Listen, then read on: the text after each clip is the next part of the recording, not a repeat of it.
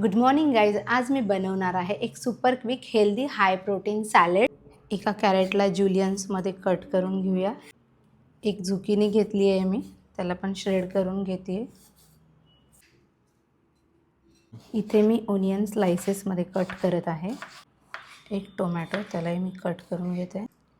एक कुकंबर, त्याला मी डायसेसमध्ये कट करत आहे. एक रेड बेल पेपर, त्यालाही अशा पद्धतीने कट करा. माझ्याकडे हा आईसबर्ग आहे, यालाही मी चॉप करून टाकणार आहे. हे पनीरचे क्यूब, ज्याला मी स्मॉल पीसेसमध्ये कट करत आहे. सॅलडसाठी मी एक ड्रेसिंग बनवणार आहे, त्यासाठी लागणार आहे एक लेमन ज्यूस, थोडंसं ऑलिव्ह ऑइल, थोडा soya sauce, honey, salt to taste, oregano, chilli flex.